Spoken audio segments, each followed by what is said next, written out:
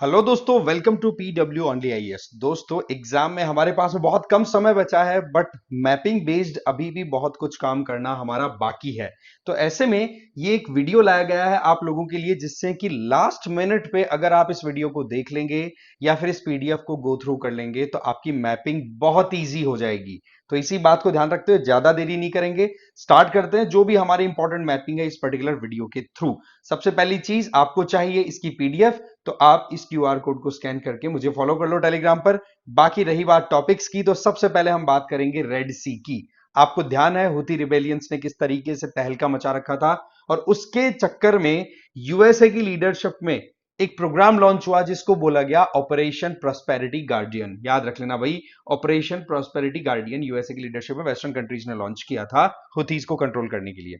सबसे पहली चीज रेड सी। रेड सी की बात करें तो इधर ये सुएज कैनाल है, इस सुएज कैनाल को इधर गल्फ ऑफ एडन से कनेक्ट करने का काम करता है रेड सी। और ब्रॉडर टर्म में अगर देखें तो ये जो सुएज कैनाल है इसको फिर अरेबियन सी का एक एक्सटेंशन है गल्फ ऑफ एडन, और वहां पर एक स्ट्रेट है जो कि रेड सी को गल्फ ऑफ एडन से कनेक्ट करती है, दैट इज बाबल मंदेब।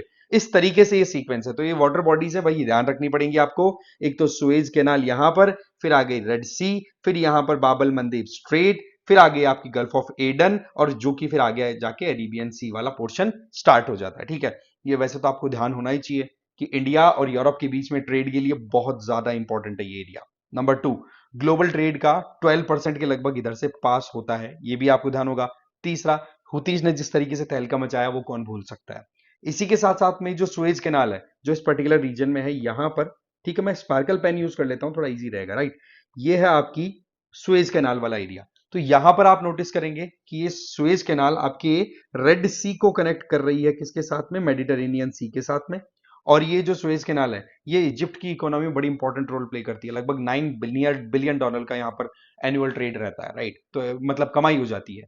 तो ये अपने आप में इंपॉर्टेंट हो गया। तो सुएज कैनाल, मेडिटेरेनियन सी इधर, ठीक है, याद रखें। बल्फ बे ऑफ टाइना, टाइना लेक इधर आप देख सकते हैं, मंजाला।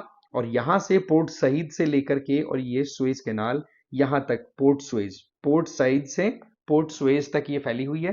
ठीक है, और ये कैनाल आपको पता है ना, कुछ 2021 में एक यहां पर शिप्स भी फंसा था जिसको एवर ग्रैंडे भी बोला गया था, है ना, वो फंस गया था, एवर गिवन वो वाला। ठीक है, तो उस पॉइंट ऑफ व्यू से इंपॉर्टेंट हो गया। इस तरफ ये जो पेनिनसुला निकला हुआ है जो कि इजिप्ट का ही पार्ट है, इसको बोलते हैं सिनाई पेनिनसुला। ठीक है ना, तो ये आपको थोड़ा सा ध्यान रखने की जरूरत है कौन कौन से इंपॉर्टेंट लोकेशन है। रेड सी के साथ में जो बॉर्डर लगाने वाले कंट्रीज में उसमें इजिप्ट देख लो, इधर से सूडान आ गया, राइट, इधर से आ गया एरिट्रिया, इधर से जिबूती वाला।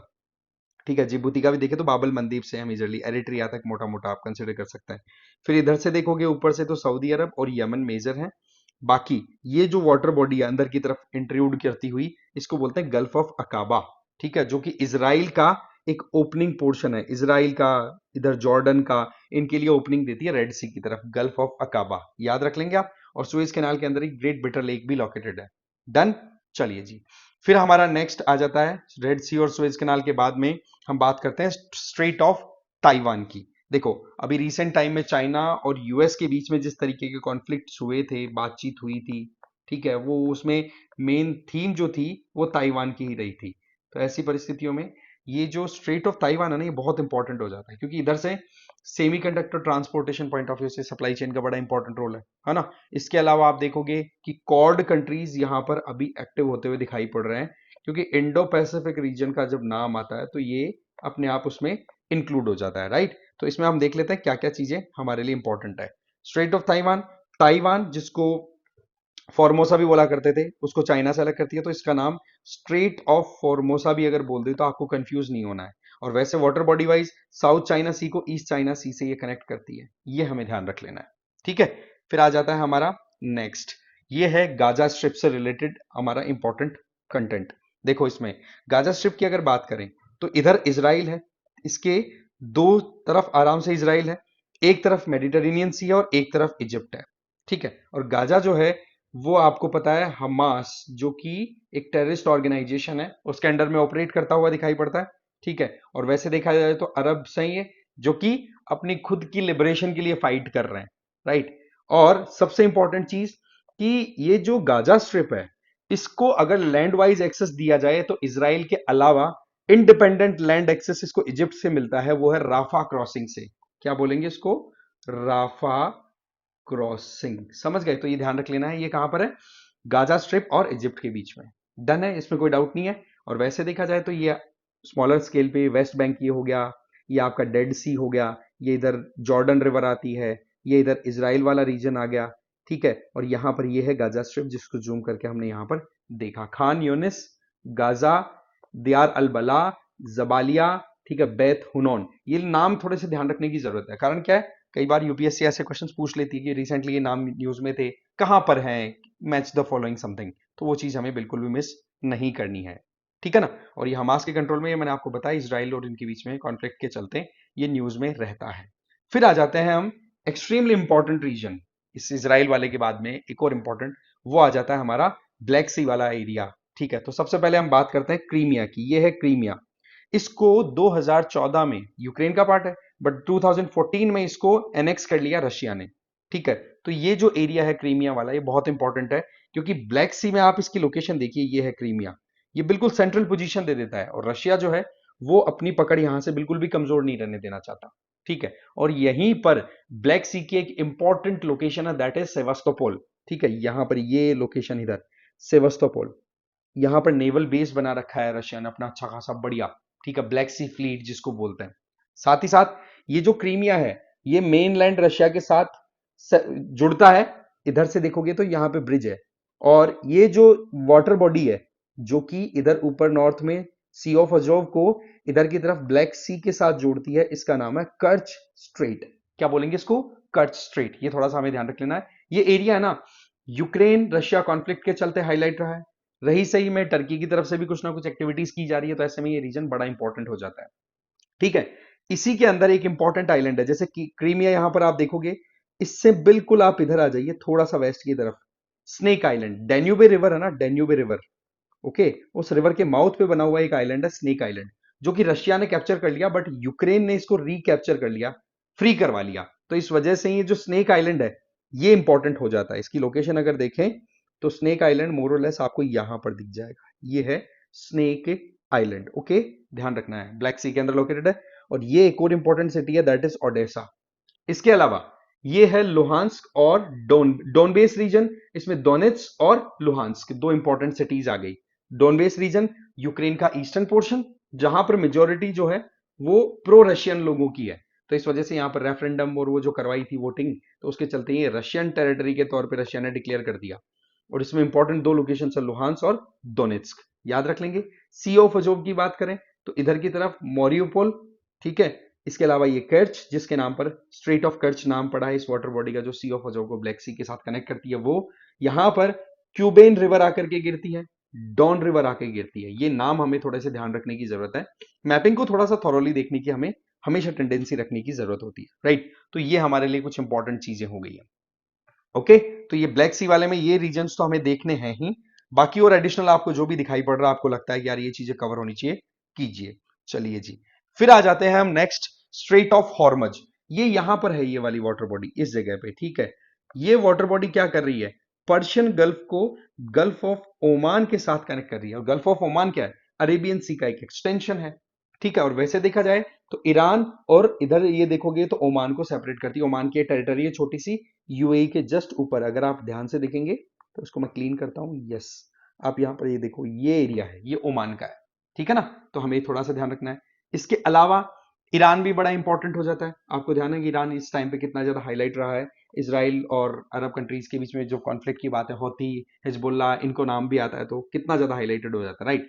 तो ईरान देखें तो ये तुर्कमेनिस्तान के साथ बॉर्डर शेयर कर रहा है, अफगानिस्तान के साथ कर रहा है, और पाकिस्तान के साथ कर रहा है। ये तो ईस्टर्न और नॉर्थ में, नॉर्थ और नॉर्थ ईस्टर्न रीजन में या ईस्टर्न रीजन में है। वेस्ट की तरफ ईरान इराक के साथ में, टर्की के साथ में, और अजरबैजान के साथ अपनी, और यहाँ अर्मेनिया के साथ में भी अपनी बॉर्डर शेयर करता है, क्लियर है। और वाटर बॉडी वाइज देखें तो कैस्पियन सी नॉर्थ में है, इधर पर्शियन गल्फ आ गई, इधर गल्फ ऑफ ओमान आ गई, इनके साथ अपनी ये स्ट्रेट ऑफ हॉर्मज है ही।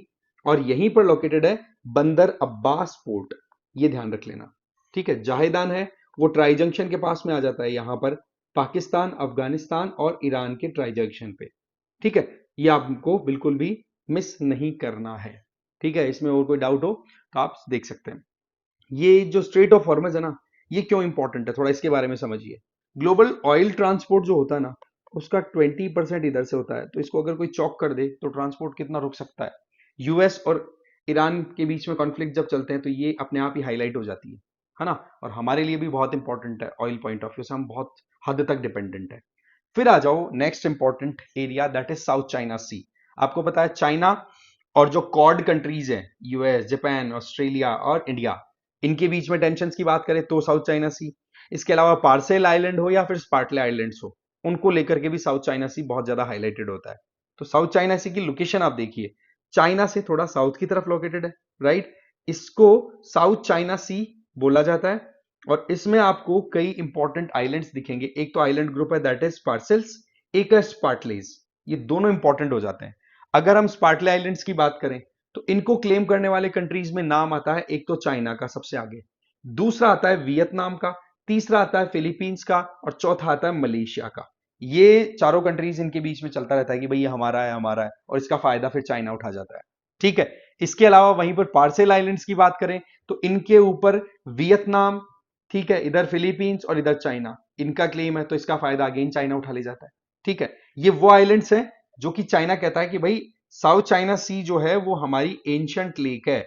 और यहां पर आइलैंड्स का एक पूरा ग्रुप है जिनको लगभग 9 डिफरेंट लाइंस के बेसिस पे डिवाइड किया हुआ है, जिसको 9 डैश लाइन बोलते हैं, 9 डैश लाइन। ठीक है। और उसी के आधार पर बोला जाता है कि भाई ये रीजन साउथ चाइना सी हमारा है, चाइना ये कहता है। तो ऐसे में ये इंपॉर्टेंट हो गया। तो यहां पर आप देखो स्कारबोरो शॉल, ठीक है, इसके अलावा सैंडी के, थिट्टू आइलैंड्स और स्पार्टला आइलैंड्स, ये हो गया। और ये जो आपका स्कारबोरो शॉल है, ये आपका मोरलेस यहां पर आप देखिए, ये इस रीजन का हो गया। और पार्सल आइलैंड्स के थोड़ा सा साउथ ईस्ट की तरफ लोकेटेड है। तो ये थोड़ा सा आपने को सीक्वेंस वाइज भी देखना है। पार्सल नॉर्थ में है, स्पार्टले साउथ में, और इन दोनों के बीच में ईस्टर्न रीजन में स्कारबोरो आपको शॉल देखने को मिल जाएगा। यहां पर आप देख सकते हैं कि 2016 में United Nation convention on laws on sea, उसके द्वारा एक पूरा क्लियर स्टेटमेंट दिया था कि भाई इस रीजन को इंटरनेशनल लॉज के अकॉर्डिंग डिवाइड होना चाहिए, बट चाइना उस बात को मानता थोड़े ना है। ठीक है ना। और पार्सल आइलैंड्स को तो 1974 से ऑक्यूपाई कर रखा है। ओके। और स्पार्टले के ऊपर अपनी नजरें गड़ा के रख रखा है, आर्टिफिशियल आइलैंड्स तक बना रहा है। तो ये हमें थोड़ा ध्यान रखने की जरूरत है। ठीक है। फिर आ जाते हैं हम नेक्स्ट, राफा क्रॉसिंग। ये मैं आपको ऑलरेडी बता चुका हूं, इकलौती ऐसी क्रॉसिंग है जिससे कि गाजा से लोग सीधा किसी दूसरे कंट्री में टेरिटोरियली बॉर्डर क्रॉस करके जा सकते हैं इजिप्ट में। बाकी एक तरफ मेडिटेरेनियन सी है, बाकी बची हुई जो भी साइड्स हैं वो सारी की सारी इजराइल के अंडर है। इसके अलावा कहां से और गाजा के लोग क्रॉस करते हैं लैंड एरिया से, एक तो है करेम शोलेम गुड्स क्रॉसिंग, एक है यहां पर इरेज क्रॉसिंग। बट दोनों के अंदर आप यहां पर क्या नोटिस करते हैं, दोनों में इजराइल एक इंपॉर्टेंट एरिया आ जाता है। ठीक है ना। तो राफा क्रॉसिंग बहुत ज्यादा इंपॉर्टेंट हो जाती है। फिर नेक्स्ट हमें आता है अक्साई चिन। देखो अक्साई चिन वाला एरिया 2020 में गलवान वैली क्लैश हुआ था, तब बहुत ज्यादा हाईलाइट हुआ था, आपको ध्यान है ना। ठीक है। तो ये वैसे देखा जाए तो हमारी यूनियन टेरिटरी लद्दाख का हिस्सा है, बट चाइना ने इसको 1962 वॉर में कैप्चर कर लिया था, तब से उसी के पास में। इधर से चाइना की एक इंपॉर्टेंट रोड पास होती है जो कि शिंजियान को तिब्बत से कनेक्ट करती है। ठीक है। तो थोड़ा सा हमें ये ध्यान रखने की जरूरत है, अक्साई चिन। और ये पाकिस्तान ऑक्यूपाइड कश्मीर में इधर वाला रीजन तो हो गया गिलगिट बाल्टिस्तान, इधर वाला ये रीजन हो गया पाकिस्तान ऑक्यूपाइड जम्मू एंड कश्मीर। ठीक है। तो थोड़ा सा इसके बारे में भी ध्यान रख लें। फिर आ जाते हैं हम फॉकलैंड आइलैंड्स पे। ये देखो अटलांटिक ओशन में सदर्न रीजन की तरफ आप आओगे तो अर्जेंटीना से ईस्ट, अर्जेंटीना के साउथ ईस्ट की तरफ ये लोकेटेड है, अगर मेनलैंड अर्जेंटीना की बात करें।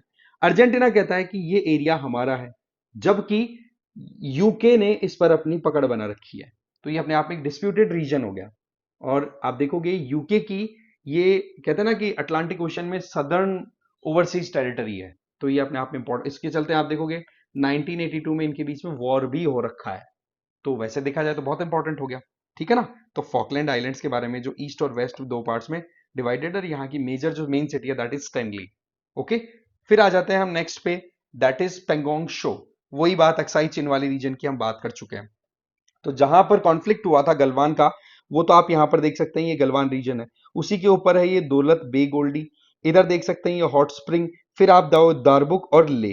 तो इनकी आप लोकेशन रिलेटिवली याद रखेंगे कि दौलत बे गोल्डी नॉर्थ में है, फिर गलवान नाला हो गया, उसके साउथ ईस्ट में आपका हॉट स्प्रिंगर, उसके साउथ वेस्ट की तरफ दारबुक है। ठीक है। और यहीं पर जो ये दारबुक वाला रीजन है, यहीं पर आपकी लोकेटेड है पेंगोंग शो। ये लेक है, खारे पानी की झील है।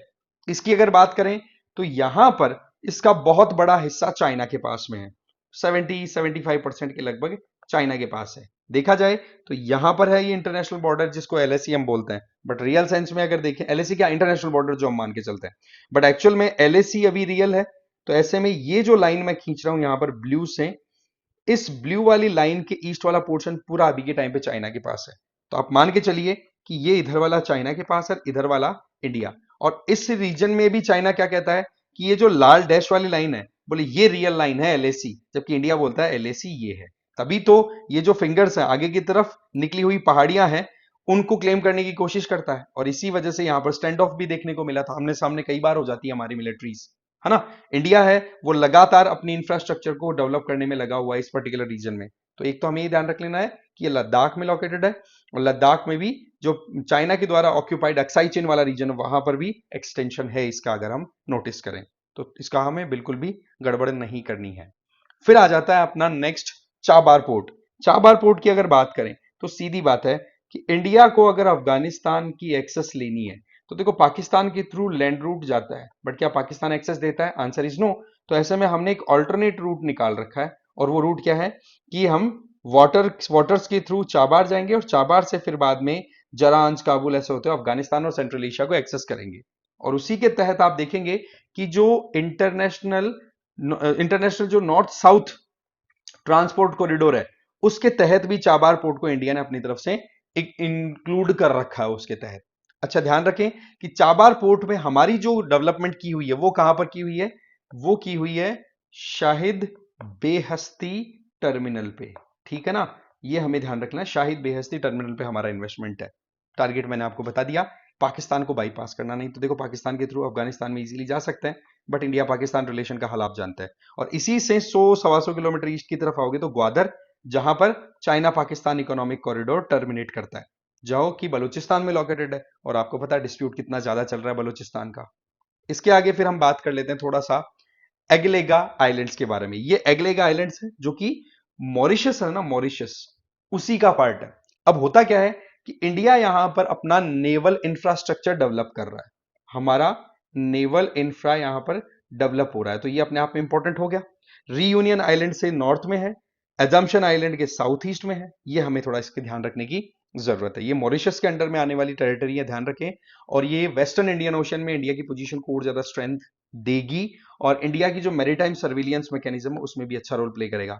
अगलेगा, ठीक है, कंट्री वाइज मॉरिशस और वैसे ओशन वाइज इंडियन ओशन, ठीक है। मेडागास्कर से नॉर्थ ईस्ट की तरफ आ गई इसकी लोकेशन, समझ गए। तो ये जो सागर प्रोग्राम है ना हमारा, उसके तहत हम इसको डेवलप कर रहे हैं। चलिए जी, फिर नेक्स्ट हमारा आ जाता है त्रिनकोमली पोर्ट। यहां पर आप देख सकते हैं ये है त्रिनकोमली पोर्ट, बे ऑफ बंगाल की तरफ श्रीलंका में लोकेटेड। आपको ध्यान है हम्बनतोता पोर्ट जो है वो चाइना ने डेवलप किया, अल्टीमेटली 99 ईयर्स तक की लीज पे ले लिया है इसको। तो ऐसे में अब श्रीलंका एक बैलेंस बनाना चाहता है चाइना के अगेंस्ट में। तो जो त्रिनकोमली पोर्ट है ना, ये आप देखो, इसके लिए कहा जाता है कि साउथ एशिया में सबसे डीप अगर कोई नेचुरल हार्बर है तो वो यही है, जिसका नाम है त्रिनकोमली। और यहां पर इन्वेस्टमेंट के लिए श्रीलंका ने किसको इनवाइट किया है? इंडिया प्लस जापान दोनों को, कि भाई साथ मिलकर के आप काम कर लो। इसमें हम काम किस बेसिस पे कर रहे हैं? हमारी थ्योरी तो आपको पता ही है कि नेबरहुड फर्स्ट पॉलिसी, ठीक है, इसके बेसिस पे चल रहा है हमारा काम। और सागर इनिशिएटिव है जिसके तहत हम इंडियन ओशन रीजन में हम इस तरीके से इंटीग्रेटेड मैनर में काम करना चाहते हैं कि सभी कंट्रीज साथ मिलकर काम कर सके, राइट। फिर आ जाता है हमारा नेक्स्ट ग्वादर पोर्ट, जो ऑलरेडी हमने देख ही लिया। चाबार पोर्ट के जस्ट ईस्ट की तरफ ग्वादर पोर्ट है। न्यूज में क्यों रहता है? Number 1, China Pakistan economic corridor इधर आकर के टर्मिनेट होता है, इसमें तो आपको डाउट ही नहीं है, जो कि चाइना का बेल्ट एंड रोड इनिशिएटिव की एक इंपॉर्टेंट पार्ट है। इसके अलावा यहां पर ये जो रीजन है, जिस रीजन में ये इसकी लोकेशन है, वो किसी से छुपा नहीं है, दैट इज बलोचिस्तान। तो इस केस में वहां पर बलोच है, वो लगातार प्रोटेस्ट कर रहे हैं, चाइनीज ऑफिशियल्स को भी मार धाड़ रहे हैं। क्यों जी? कि एक तो हमारी टेरिटरी है, हमारा रिसोर्स है, हमें बेनिफिट क्यों नहीं दिया जा रहा, और चाइना की कैसे इन्वॉल्वमेंट हो रही है यहाँ पे, पाकिस्तानी सरकार हमारी सुनती तक तो नहीं है, समझ गए। तो ये ग्वादर पोर्ट का आ गया। फिर नेक्स्ट आ जाता है आपका बेरेंट सी। ये बहुत इंपॉर्टेंट हो जाता है, क्यों? जिस तरीके से आर्कटिक सर्कल वाले रीजन में, आर्कटिक सी रीजन में या ओशन, ज्यादा इफेक्टिवली ओशन, ठीक है। ओशन में आइस मेल्ट हो रही है गर्मी बढ़ने की वजह से, वहां पर नई जमीनें निकल रही है, तो ऐसे में ये बेरेंट सी बड़ा इंपॉर्टेंट हो जाता है, ठीक है ना। तो ये देखो किस किस के साथ में कोस्टल लाइन अपनी बनवा रहा है, एक तो रशिया हो गया बड़ा, इसके अलावा यहाँ पर हल्का सा फिनलैंड की ओपनिंग भी आपको दिखाई पड़ सकती है, फिनलैंड का इतना नहीं है, फिनलैंड मोर और लेस इधर क्लोज्ड है। नॉर्वे की ओपनिंग आपको दिखाई पड़ेगी, इधर देखोगे तो नॉर्वे का ही यहाँ पर आइलैंड है स्वालबार्ड, है ना। इसके अलावा यहाँ पर रशिया का आइलैंड है, that is French Josef Land, ठीक है। इसके अलावा बियर आइलैंड्स भी यहाँ पर लोकेटेड है, नॉर्वियन सी इसका एक तरीके से कनेक्शन प्रोवाइड कर रहा है, तो ये थोड़ा सा हमें ध्यान रखने की जरूरत है। तो बेरेंट सी यहाँ पे फर्स्ट टॉप पे नॉर्थ पे, फिर साउथ की तरफ आओगे तो थोड़ा सा आपको साउथ वेस्ट में नॉर्वियन सी, और फिर साउथ की तरफ आओगे तो नॉर्थ सी आपको दिख जाएगा। तो ये सीक्वेंस आपको थोड़ा सा ध्यान रखने की जरूरत है। मैंने वैसे बता दिया कि बर्फ पिघलने की वजह से नेटो और रशिया दोनों बहुत ज्यादा एक्टिव हो चुके हैं इस रीजन में, इस वजह से कॉन्फ्लिक्टिंग सिचुएशन तो बनी रहती है ही, ठीक है। फिर हम बात करते हैं नेक्स्ट गल्फ ऑफ गिनिया की, ये है आपकी गल्फ ऑफ गिनिया। इसके साथ की अगर बात करें तो सबसे इंपॉर्टेंट चीज यहां पर पायरेसी, देखो अफ्रीका में कोस्टल रीजन में ये जो लूटपाट है ना, ये बड़ी चलती रहती है, maritime security point of view से बड़ी चैलेंजिंग है। और इस पायरेसी को कंट्रोल करने के लिए हमारी जो इंडियन नेवी है ना, वो भी वहां पर कई बार अपने कई ऑपरेशंस रन करा चुकी है, पेट्रोलिंग करती रहती है। अब कौन कौन से कंट्रीज इसके साथ अपनी कोस्टल लाइन शेयर कर रहे हैं, एक तो देखो नाइजीरिया, ठीक है। दूसरा एक इंपॉर्टेंट कंट्री है, आप देख सकते हैं यहाँ पे इधर कैमरून वाला रीजन आ गया, ठीक है, कैमरून वाला रीजन, ओके। इसके अलावा ये मलाबो, ये हो गए। इसके अलावा इधर देखोगे तो ये घाना, टोगो और बेनिन, ये भी अपनी कोस्टल लाइन शेयर कर रहे हैं गल्फ ऑफ गिनिया के साथ, और गैबोन भी। तो ये आपको थोड़ा सा लोकेशन ध्यान रखनी है कि अफ्रीका के वेस्टर्न रीजन में लोकेटेड है, ठीक है ना। तो ये थोड़ा सा गल्फ ऑफ गिनिया का पॉइंट हो गया। फिर आ जाइए अपने चैड के बारे में, देखो चैड जो है ना, ये अफ्रीका के साहिल रीजन में है, ठीक है। और यहां पर क्या होता है कि जिहादिस्ट वायलेंस लगातार है, और अभी रिसेंट टाइम में मिलिट्री है ना, उसके पावर की वजह से वहां पर बहुत ज्यादा power change, military role play है ज्यादा, मेन तो मिलिट्री का ज्यादा रोल चलता है। तो चैड किस किस के साथ अपनी बॉर्डर शेयर करता है वो देखना जरूरी है, लीबिया, नाइजर, नाइजीरिया, इधर Cameroon, central republic of central African republic, फिर आ गया सुडान, सुडान में साउथ सुडान भी, आप साउथ सुडान नहीं आएगा, सॉरी साउथ सुडान तो नीचे की तरफ रह गया, केवल सुडान, राइट। सुडान यहां पर अपनी बॉर्डर शेयर कर रहा है, इजिप्ट की लगती नहीं है, तो ये कंट्रीज मेजरली इसके साथ अपनी बॉर्डर शेयर करते हैं, ये लैंडलॉक कंट्री है, ये हमारे लिए जरूरी है, ठीक है ना। चलिए फिर नेक्स्ट पे आ जाते हैं।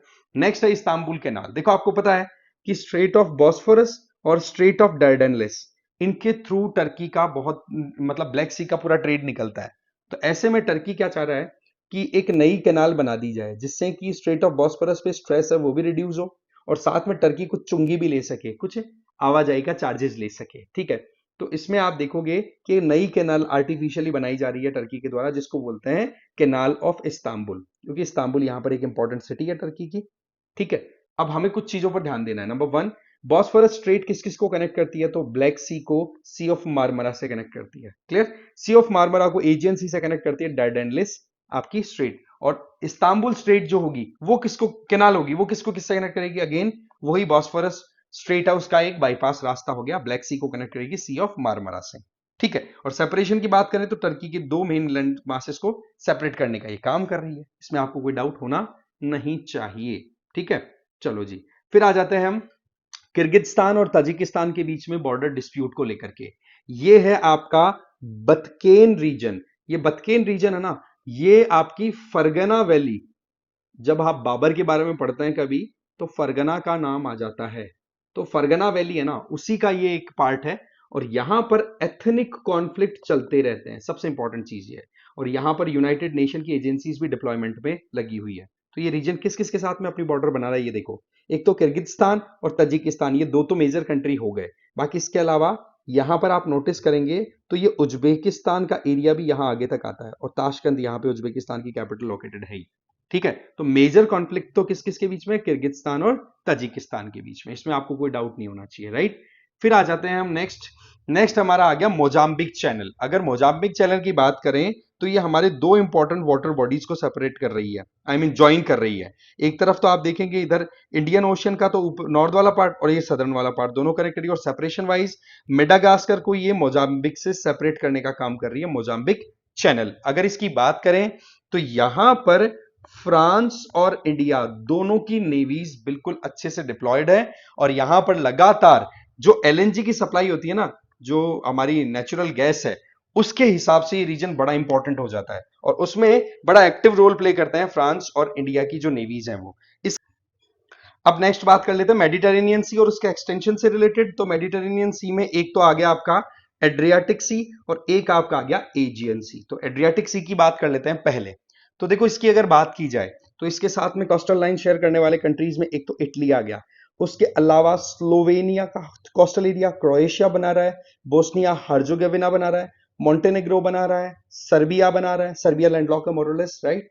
कोसोवो भी लैंडलॉक हो गया, ठीक है, इनको तो छोड़ दो आप। ठीक है, इधर आप देख सकते हैं अल्बेनिया, ग्रीस, ये अपनी कोस्टल लाइन शेयर कर रहे हैं एड्रियाटिक सी। और इसी एड्रियाटिक सी का एक्सटेंशन आप देखोगे या मेडिटेरेनियन सी की तरफ जाओगे तो आयोनियन सी आपको मिल जाएगा।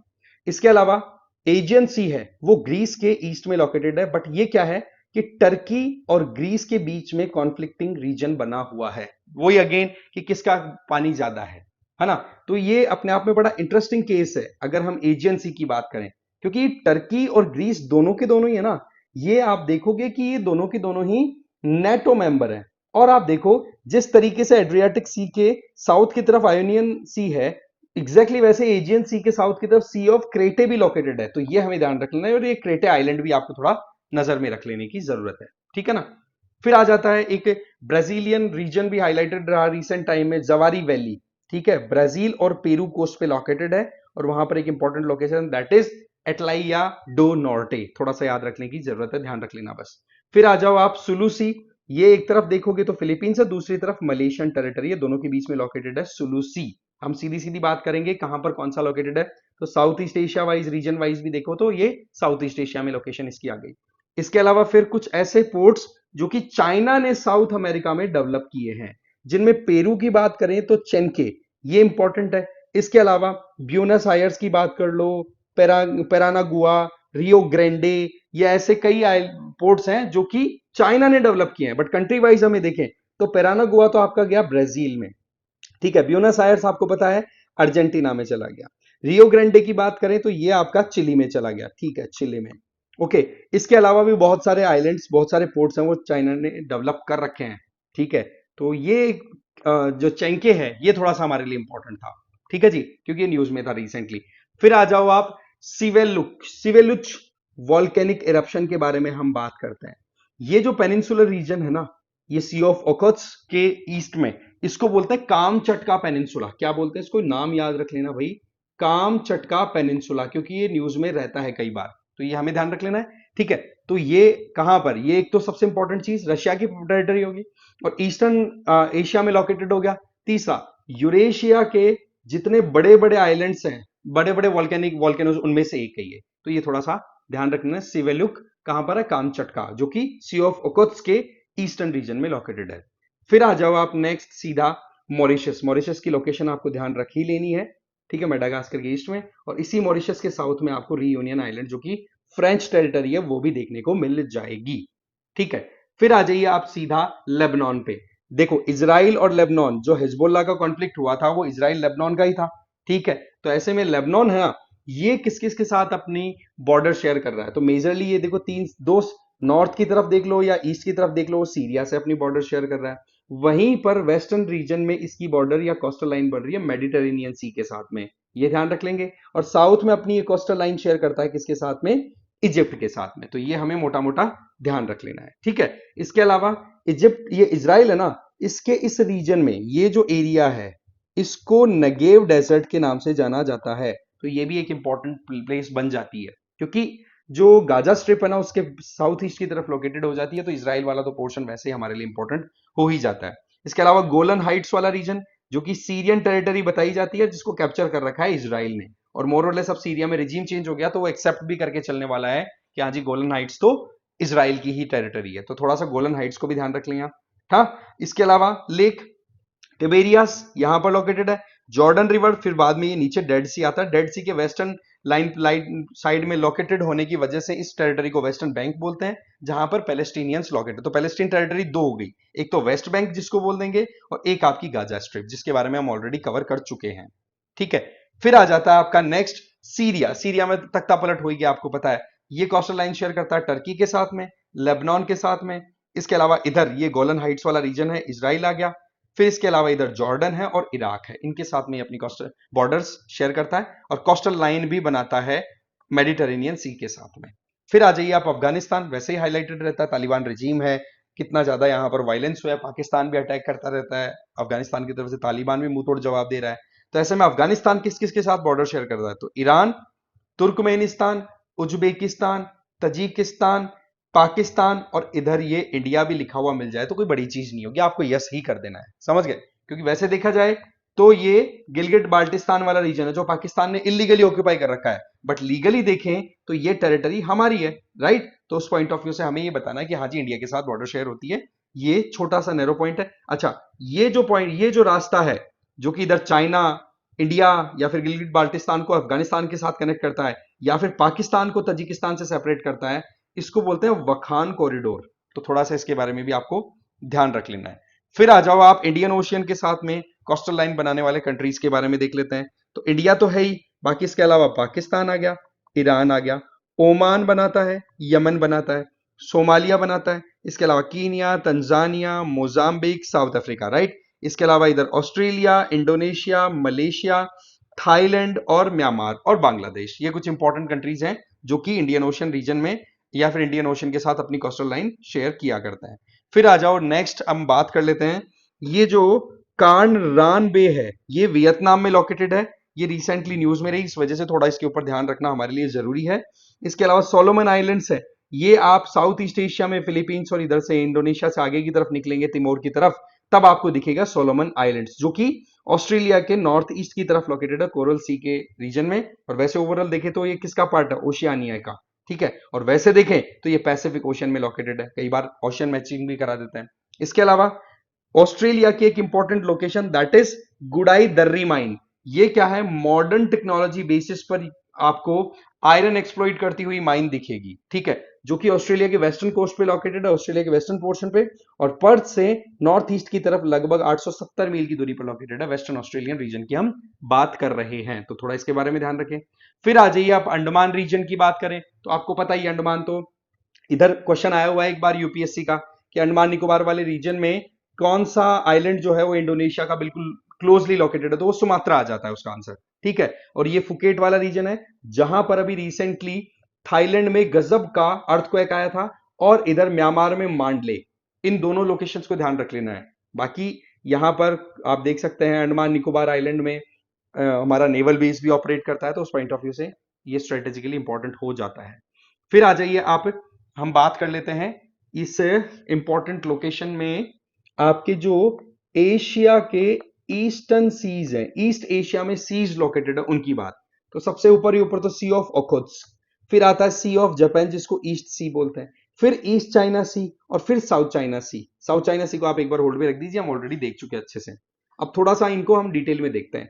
सी ऑफ ओखोत्स्क को तो तीनों तरफ से कवर करने वाला कंट्री है रशिया, राइट। इसके अलावा यहाँ पर ये कामचट का पेनिनसुला हम ऑलरेडी देख चुके हैं, ये सखाइलिन रीजन है रशिया का, रिसोर्स रिच है, यहाँ पर इंडिया का अच्छा खासा इन्वेस्टमेंट है। इसके अलावा सी ऑफ जापान जिसको ईस्ट सी बोलते हैं, ये कोरियन पेनिनसुला और जापान के बीच में लोकेटेड है, और थोड़ा सा रशिया वाला रीजन भी लोकेटेड है, ठीक है। आ जाओ फिर ईस्ट चाइना, तो ये चाइना और जापान के बीच में लोकेटेड है, बाकी पैसिफिक ओशन का एक्सटेंशन है। साउथ चाइना सी देखें या फिलीपीन सी देखें, जितने भी सीज हैं ये किसका एक्सटेंशन है, मोर और लेस पैसिफिक ओशन के। तो कई बार क्या होता है, ओशन और स्मॉलर सीज के मैच द फॉलोइंग भी आ जाते हैं, तो ऐसे में आपको ये ध्यान रख लेना पैसिफिक सी के ही ये एक्सटेंशंस हैं। फिर आ जाता है आपका नेक्स्ट मेकोंग रिवर। देखो मेकोंग रिवर का ओरिजिन चाइना से है, बट वो जैसे ही म्यांमार और लाओस की तरफ बढ़ती है तो म्यांमार और लाओस की बॉर्डर क्रिएट करती है पहले, फिर आप देखोगे कि थाईलैंड और लाओस की बॉर्डर भी बनाती है, फिर ये कंबोडिया को क्रॉस करते हुए वियतनाम से होते हुए अल्टीमेटली साउथ चाइना सी में जाकर के अपना पानी डाल देती है। तो कौन कौन से कंट्रीज इसमें इन्वॉल्व है, साफ साफ आपको दिखाई दे गया होगा कि China, Myanmar, Laos, Thailand, Cambodia, Vietnam, right. फिर आ जाते हैं इसके अलावा एक इंपॉर्टेंट लोकेशन है यहाँ पर मसीरा आइलैंड, जो कि ओमान के अंडर में है। यहां पर इंडियन नेवी अपनी प्रैक्टिसेस करती है, ठीक है, ओमान नेवी के साथ मिलकर के।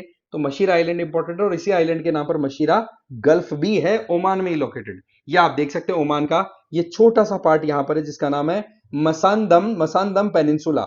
जो कि स्ट्रेट ऑफ हॉर्मज की वजह से ईरान से सेपरेट होता है। क्लियर है? ये चीजें छोटी छोटी चीजें हैं बट ध्यान रखनी जरूरी है।